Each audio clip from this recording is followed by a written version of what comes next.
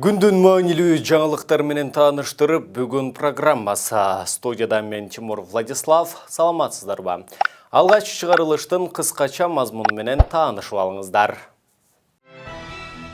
Түркиянын консул кызматкерлери автоунаасын ижарага берип $10.000 пайда көрүп турушкан. Саймаитинин өлүмү бул нерсени ачыктады. Кыргызстан партиясынын лидери Канат Исаевдин бир тууганына кылмыш иши козголду. Бир туугандарга сокку кай тараптан урулууда.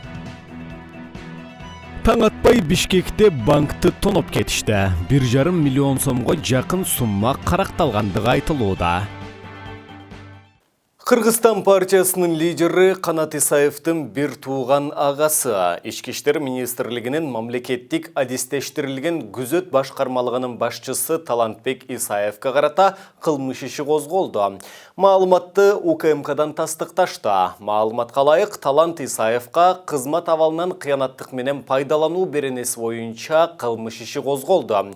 Эске сала кетсек, депутат Канатбек Исаев укук коргоо органдары тарабынан 30 сентябрда бийликти күч менен басып алууга аракеттенген деген шек менен кармалган.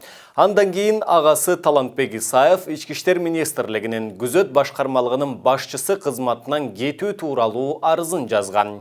Кийинчерээк Канат Исаевга карата кылмыш иши токтотулуп, Талант Исаев кызматына кайтып келген. Айыркен Саймаитини Интерпол издеп табат деп калп эле үмүт кылып жүрүппүз. Түркиянын сөзчү маалымат сайты Айыркен Саймаити Кыргызстандын башкы консулдугунун кызматтык автоунаасын $10.000 ижарага алгандыгын жазып чыкты. Бул көрүнүш Кыргызстандын Түркиядагы элчилиги коррупцияга баткандыгын айгинелеп турат. Себеби консул кызматкерлери автоунаасын ижарага берип $10.000 пайда көрүп турушкан. Белгилей кетсек, элчиликке тиешелүү автоунаанын өзүнүн артыкчылыгы бар. Элчиликке тиешелүү автоунааны майы кызматкерлери токтотпойт. Бажы бекеттеринен тоскоолдуксуз өтөт. Башкы консулдук кызматкерлердин Айыркен Саймаитинин эл аралык издөөдө жүргөндүгүн билип туруп, аны калкалоо үчүн кызматтык автоунаасын бергендигине укук коргоо кызматкерлери чара көрүүгө тийиш. Коомдук биринчи канал мурдагы президент Алмазбек Атамбаевдин байлыгы тууралуу иликтөөсүн жарыялады. Жарым сааттык берүүдө Атамбаев байлыгын шектүү жолдор менен топтогондугу баяндалат. Анда журналист мурдагы президент мыйзамсыз тапкан каражатын, мүлктөрүн башка адамдарга каттатып адалдаган болушу ыктымал дейт. Алардын бири катары 28 жаштагы Субихи Пархати аттуу жаранды пайдалангандыгы айтылат. Пархати болсо Атамбаев аны пайдаланып кеткендигин айтып берген. Иликтөөдө Субихи Пархатиге жазылган мүлктөргө Атамбаев эле ээлик кылган деп түкшүмөлдөйт. Азырынча Атамбаевди колдогон КСДП партиясы иликтөө боюнча комментарий берилек.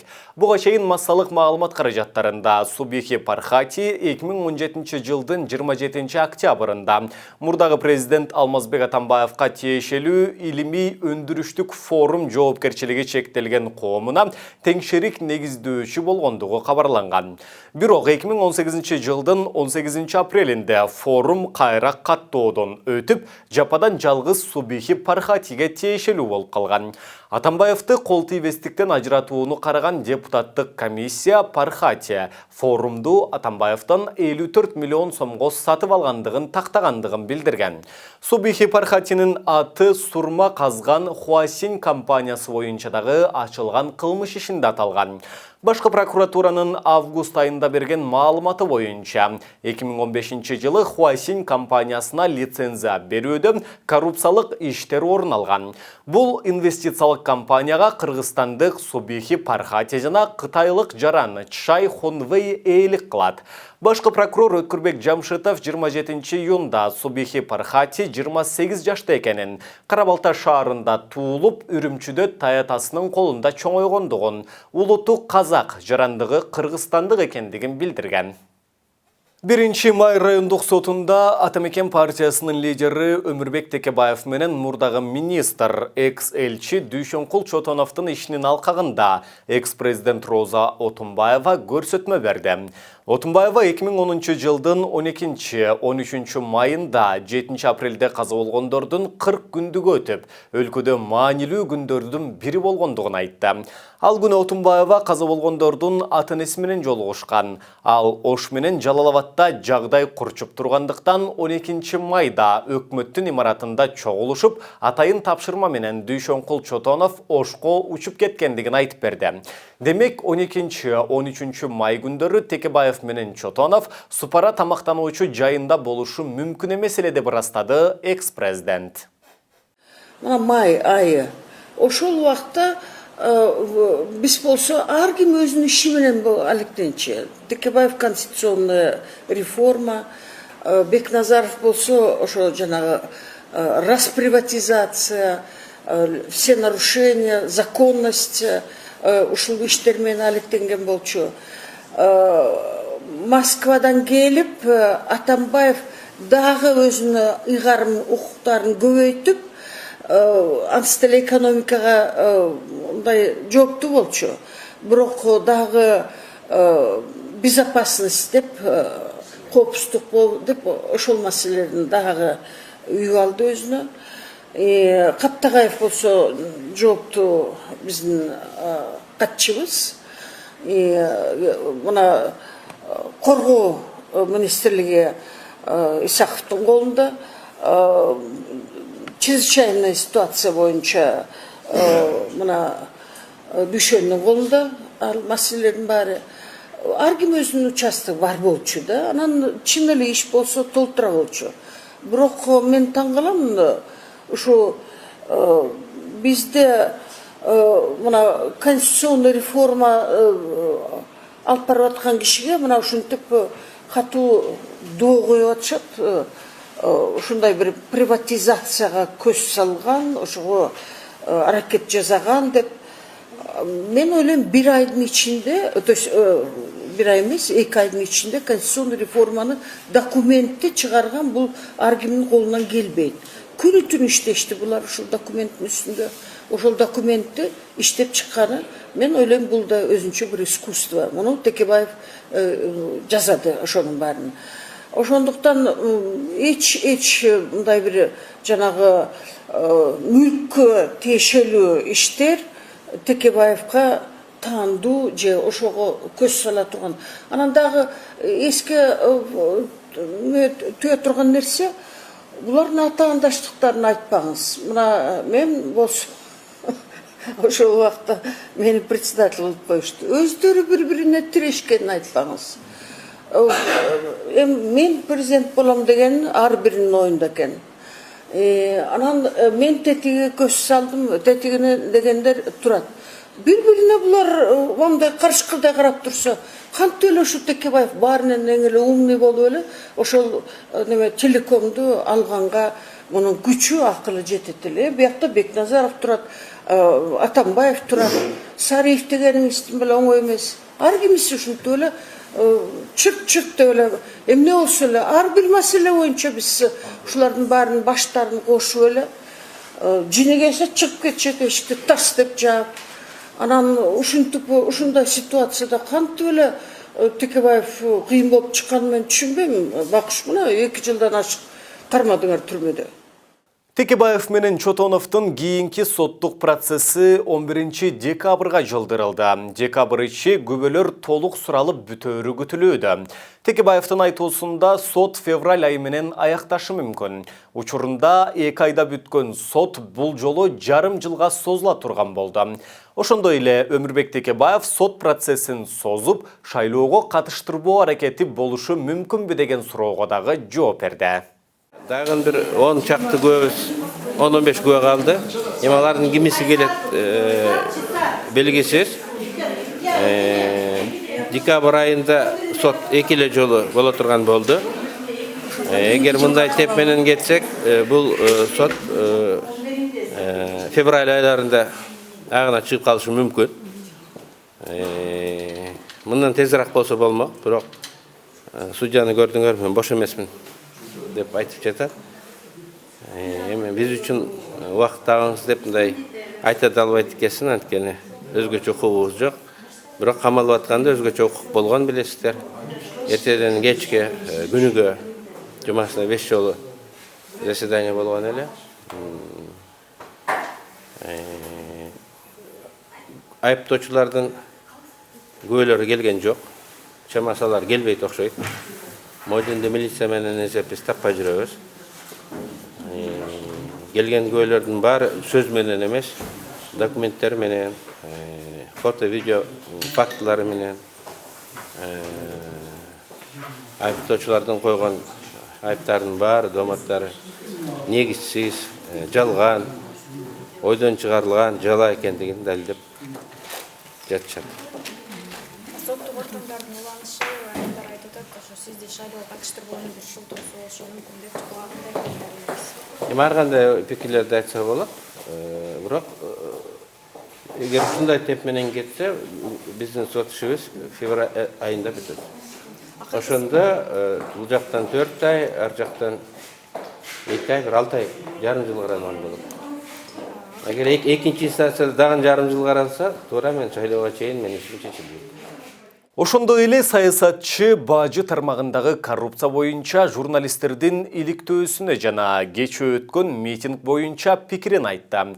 Ал элдин талабын туура деп эсептейт. Текебаевдин айтымында бажы тармагындагы жүк ташуудагы мыйзамсыз иштер азыр дагы уланып жатат. Кыргызстан коррупциялашкан өлкө. Бардык тармактарда, ошонун ичинде укук коргоо тармактарында, фискалдык тармактарда коррупция бар. Кыргызстандын экономикасын колдоп турган валюта булактары, негизги валюта булактары 10-20 жылдан бери төмөндөгүлөр. Биринчи наркодоллары, наркоторговля, түшкөн валюта. Экинчи реэкспорт. Реэкспорт өзү максимумуна 2008-2007 жылдары жеткен. Кыргызстан бүткүл Орто Азиянын базарына айланган. Барыңар билесиңер, Кара Суу базары менен Дордой. Анан эң негизги валюталык булак бул мигранттардан келген акча. Кыргыз экономикасынын да өзгөчө валютасынын бекем турушунун сыйкыры себептери, негиздери ушулар. Реэкспорт жөнүндө. Реэкспортда коррупциялык жол менен болуп келген, болуп атат. Менден башкалардын баары болуп келген деп эле 17-жылга келгенде каккан казыктай болуп токтоп калып атат. А мен бүгүн да болуп атат деп айтам. Баары эле 17-жылга келгенде тыкка токтоп калат. Болгон экен 17-жыл деп. Мен айтам, бүгүн да болуп атат. Ушулардын баарын өкмөт, президент токтотуш керек. Күнөөлүүлөр жазаланыш керек. Бирок күнөөлүүлөр абдан көп. Рядовой катардагы кызматкеринен баштап генералдарына чейин бар аралашкан. Таможнялар аралашпайт, ошоларды карап турган ГКНБсы да аралашкан. Ошолардын кызмат ишин көзөмөлдөп турган прокуратурасы да аралашкан. Мына ошол жерде иштегендердин байлыгын текшерсеңер, туугандарына жазылган, өзлөрүнө жазылган мыйзамсыз баю так ошол жерден чыгат.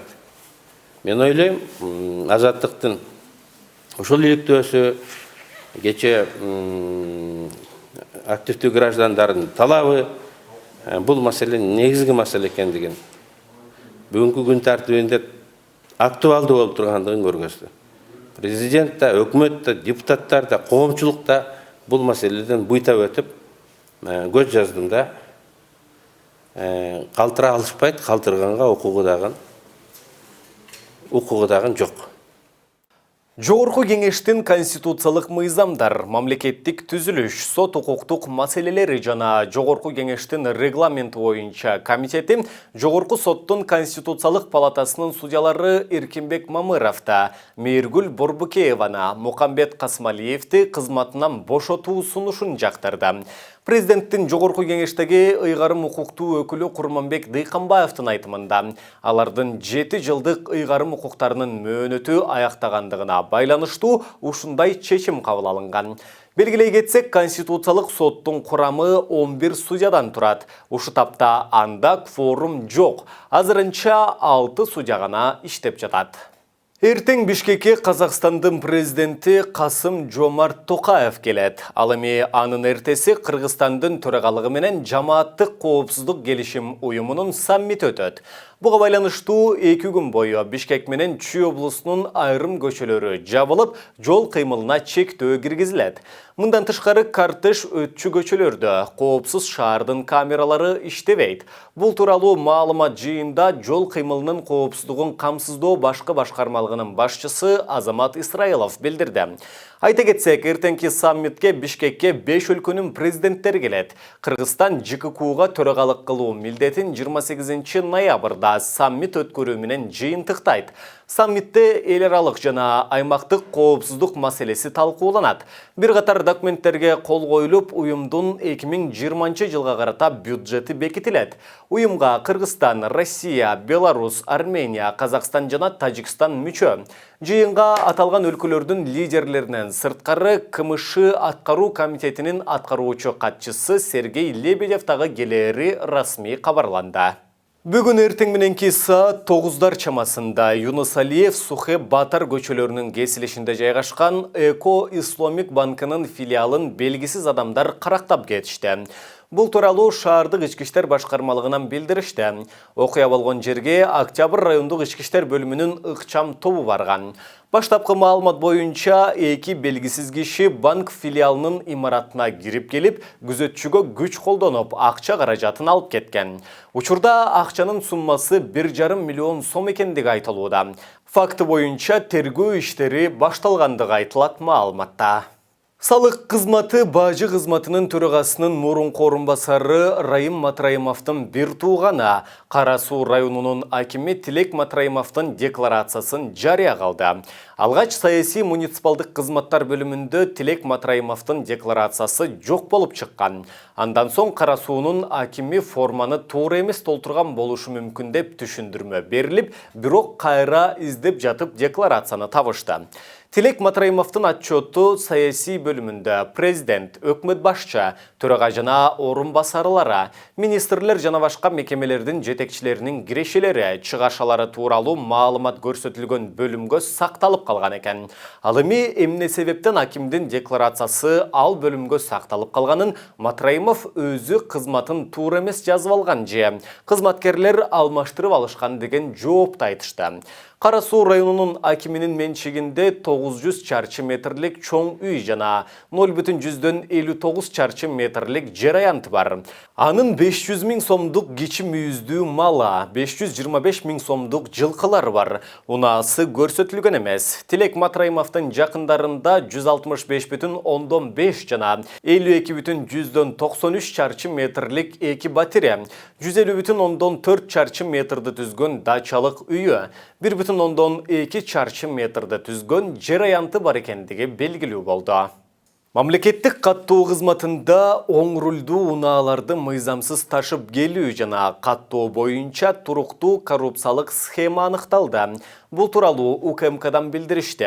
Ыкчам тергөө иштеринин жүрүшүндө унаа ишканасынын Бишкек шаардык бөлүмүнүн адисинин кылмышка катыштыгы бар экендиги аныкталды. Ал $100-200 алып, оң рулдуу машиналарды мыйзамсыз каттоо менен алектенген. Шектүү УКМКдын тергөө абагына 2 айга камакка алынды. Азырынча ушул схема менен кирген 10 унаа аныкталды. Эске салсак, Кыргызстанда 2015 жылдын 3-июнунда кабыл алынган мыйзам боюнча оң рулдуу автоунааларды ташып кирүүгө жана каттоого тыюу салынган. Мындай чектөө рулу оң жактагы машиналардын катышуусунда оор кесепеттери бар жол кырсыктары көбөйгөндүгү менен түшүндүрүлгөн. Мына ушуну менен бүгүнкү чыгарылышыбыз соңуна чыгат. Кайрадан эфир аркылуу амандашканча сак саламатта туруңуздар.